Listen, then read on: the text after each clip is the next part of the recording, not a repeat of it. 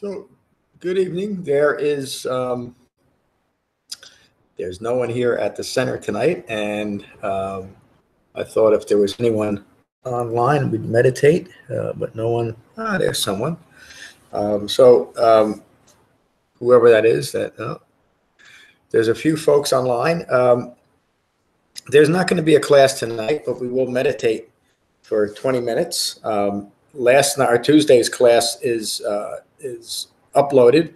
You can watch it or listen to it. And Saturday's class on second class on the 3 marks of existence will be recorded on Saturday morning. But tonight we'll just meditate for 20 minutes. So find your relaxed meditative posture. And now is the time to meditate. Holding your back straight, but not stiff. Your ears aligned with your shoulders, your nose aligned with your navel. Holding yourself softly, gently, lovingly.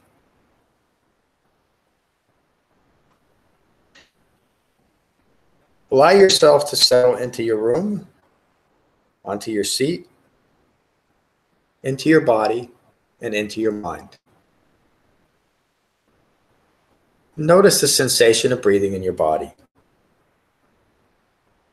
Become mindful of your inhalation and your exhalation, your in-breath and your out-breath. While remaining mindful of your in-breath and your out-breath, notice if feelings arise and thoughts are flowing. We are sensitive and conscious beings. Feelings arise and thoughts flow. The purpose of meditation is to increase concentration and not be distracted by the arising and passing away of feelings and thoughts.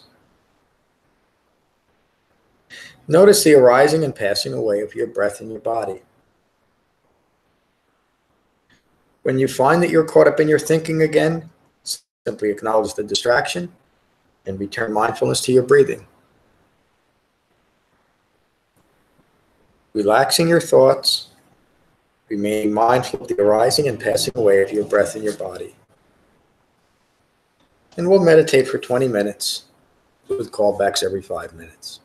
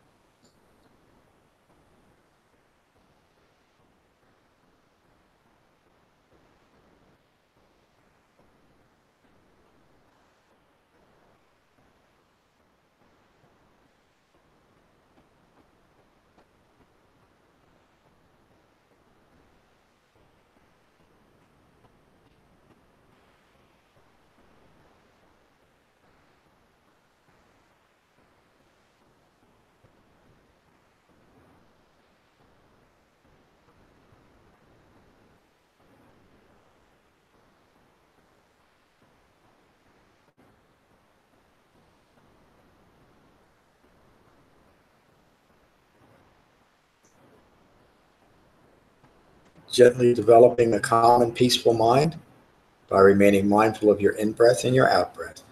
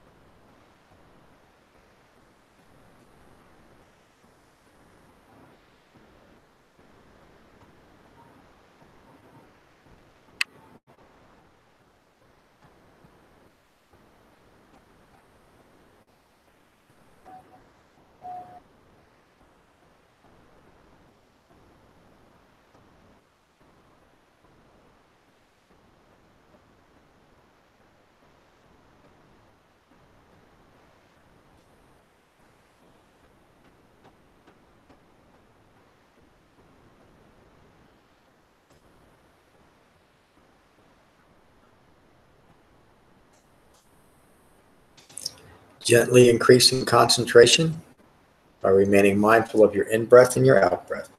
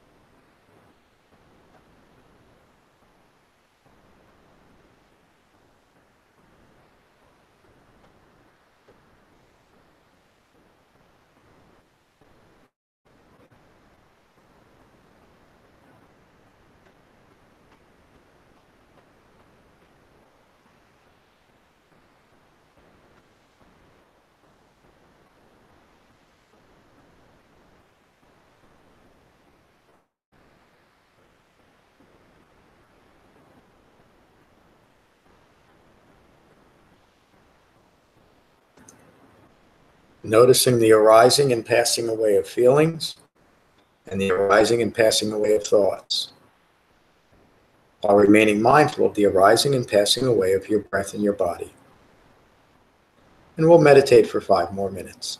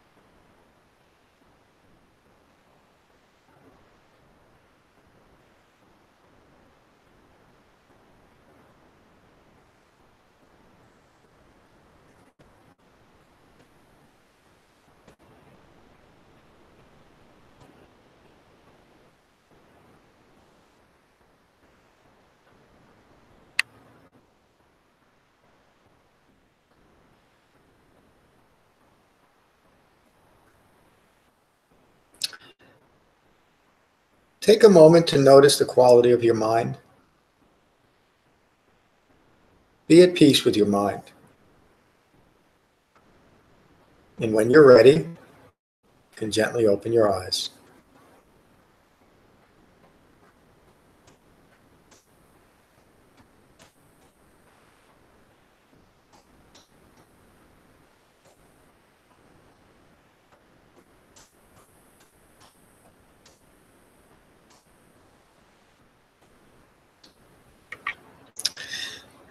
Well,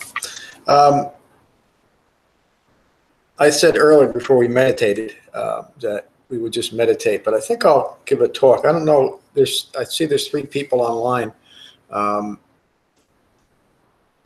I don't know if you're here right at the beginning, but I'll give a talk on related to the 3 marks of existence and somewhat on the Dhammadinna Sutta.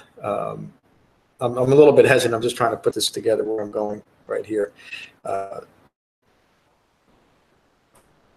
So we're on the 8th week of the Truth of Happiness Dhamma study on the 3 marks of existence, and this is actually our 2nd week on the 3 marks. Next week we'll get into dependent origination and the 5 clinging aggregates, and all of these classes right here in this middle section of the course speak to the insight that we're to gain, through the Dhamma, meaning insight into the 3 marks of existence of impermanence, the not self characteristic, and the resulting dukkha, which results from a misunderstanding of the first 2. While I'm thinking of it, I noticed there's 3 of you online. I would really appreciate if you would send me a text or an email just to say hello. I'm just curious about who's online tonight. I read most of the Dhammadinna Sutta and commented on that Tuesday night, and that the audio and video clipper are on the website. So I'm not going to go over the whole sutta again, although I may on Saturday. We got into a little bit of a discussion on something I've been wanting to bring up for a while. It'll take a series of classes to really hash it out, but it's this. Throughout the suttas, the Buddha makes reference to 3 types of feelings: feelings of pain, feelings of pleasure, and neutral feelings. And he makes reference to that in different, slightly different concepts too. The being involved in our life, but having no reaction to it, meaning a neutral feeling or an ambivalent feeling. Well, let me read a little bit before I get to that, and then I'll comment on that. So this is the Dhammadinna Sutta, where Dhammadinna, a senior nun in the Buddha's Sangha, is instructing her ex-husband Visakha on the Dhamma. And in this sutta, Dhammadinna really covers the entire Dhamma. And here she's getting into, this is about 2/3 of the way into the sutta. And Visakha, the ex-husband, is asking Dhammadinna, what is concentration and what is the framework for right concentration? What are the requisites and how is it developed? Excuse me.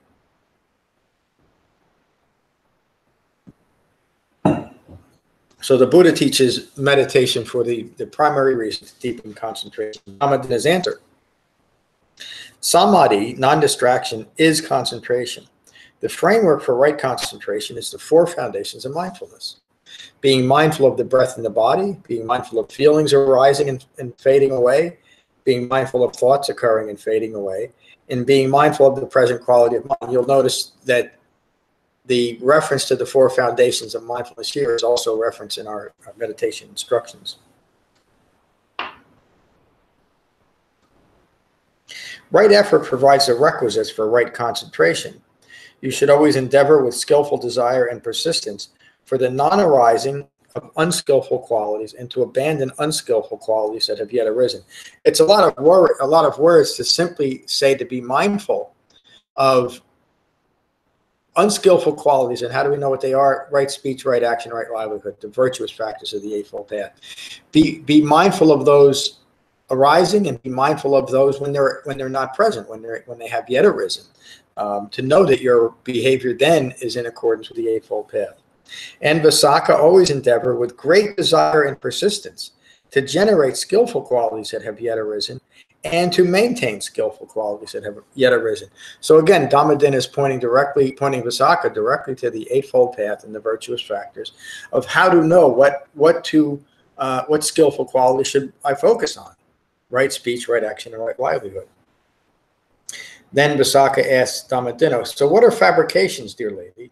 Dhammadinna responds, there are three: bodily fabrications, verbal fabrications, and mental fabrications. In and out breaths are bodily fabrications, as breaths are generated from the clinging aggregate of form. That's an interesting line that I'm not going to get into, but it's important. And there'll be a series of classes on this sometime in the future.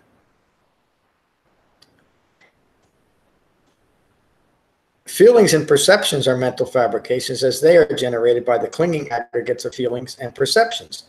Conditioned and discursive thoughts and evaluations are verbal fabrications, as they are generated from the clinging aggregate of consciousness. How then does the attainment of the cessation of feelings and perceptions develop? Dhammadinna answers, a well-informed person who has developed understanding through the Eightfold Path does not have a thought of attainment. Rather, their refined mind leads to cessation of feelings and perceptions. Verbal fabrications cease, then bodily fabrications, and finally mental fabrications. So looking at this from a logical point of view, if in our Dhamma practice we're no longer hoping to attain anything except just awakening, then the act of non-attainment means that we will not be attaining anything. In other words, our Dhamma practice won't be distracted by hoping to attain or achieve anything. We'll just remain focused on deepening concentration. Dhammadinna then continues, when a well-informed person emerges from the cessation of feelings and perceptions, they are empty of clinging, free of self-identification and conditioned mind. That points directly to what the essence of the Dhamma, as the Buddha teaches, it is to be empty of ignorance, or clinging to views rooted in ignorance. And that's what that means. Empty emerges from the cessation of feelings and perceptions that are empty of clinging, free of self-identification and conditioned mind. The well-informed person's mind inclines to seclusion and away from delight and entanglement with the world. Again, such a powerful statement coming from the nun Dhammadinna, and again pointing out to the importance of integrating the Eightfold Path to establish and maintain our Dhamma practice. It's the Eightfold Path that inclines one towards a quiet life and a life of at least occasional seclusion. Visakha then asks, how many kinds of feelings are there? Dhammadinna answers, there are only three types of feelings. There is a pleasant feeling, or there is not a pleasant feeling. There is pleasant feelings, there are painful feelings, and there are neutral feelings. Pleasant feelings that change becomes painful. Painful feelings that change becomes pleasant. Notice how the environment of impermanence is so deeply involved in all of this. We can't escape it. Painful feelings that change become pleasant. Neutral feelings may change as well to either pleasure or pain. And all feelings are subject to impermanence. Pleasant feelings can give rise to passion obsession, meaning we just want to feel more of that pleasant feeling. And painful feelings can give rise to resistance or aversion obsession. And neutral feelings can give rise to ignorance obsessions. And it's that last that I'll talk about just briefly tonight. I'm still here. Because it did get a lot of people's attention last night, and it's something I've been wanting to talk more about. That idea of neutral feelings or ambivalence to what's occurring, and that really is the underlying major issue with ignorance, because it is ambivalence to what's occurring in our life that allows us to continue to ignore our own ignorance in a very powerful and subtle way. And so we've all created strategies that allow us to be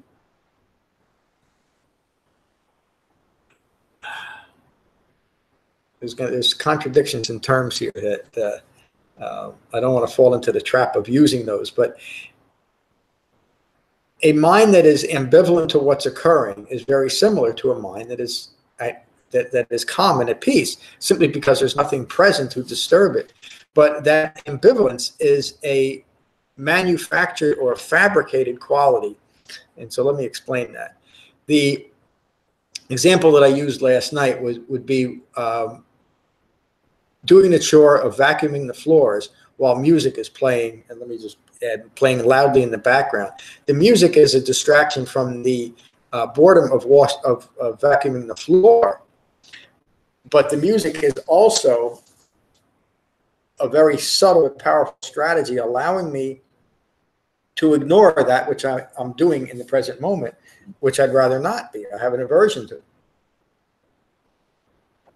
So I've created an acceptable strategy of playing music in the background to act as my distraction from having to vacuum the floor. And you could put attach anything or any activity to that. It could be washing the dishes or doing the laundry. It could even be having an unpleasant conversation with someone, but yet you got music playing in the background. It's enough of a distraction so you can tolerate what you're doing. So, and maybe that's the best way that I can do it.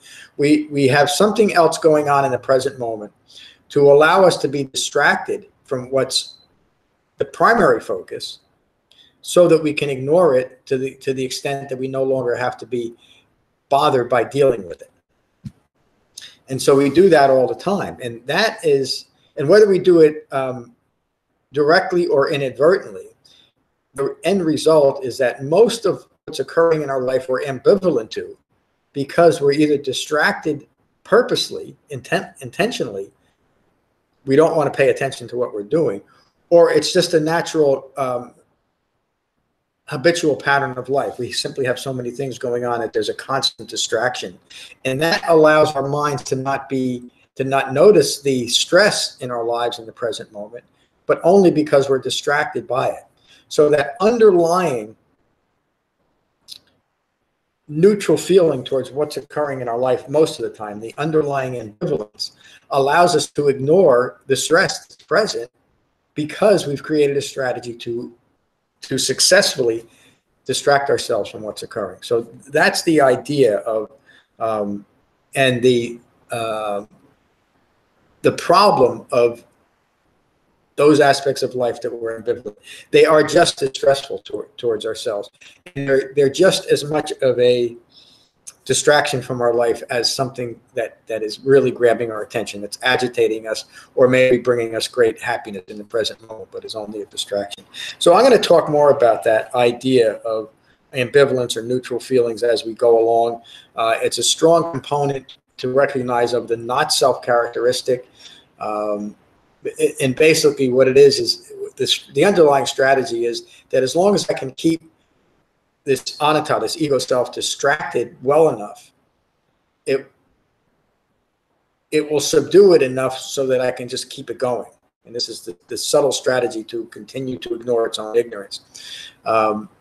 As we start looking at the ambivalent, those things that we were in the past ambivalent to, meaning most of our lives, that arises from deepening concentration. We're simply able to notice that, hey, I've been missing a great portion of my life. Let me develop that right mindfulness of the Eightfold Path and bring it into those aspects of my life that in the past I was ambivalent to. And that opens up a whole aspect of life that was never present before. And this is where real meaning starts to develop. In those mundane aspects of our life that we've spent most of our lives ambivalent to, we now notice in a meaningful way, simply because we're present. Let me get rid of that word present. I don't like using it. Simply because we're in our life as our life occurs. And so that aspect of ambivalence needs to be looked at and will be looked at as we continue to develop the Eightfold Path.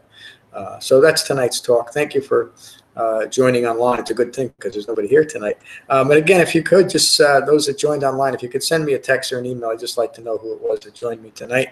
And again, thank you for joining me. And the next class is Saturday. So peace.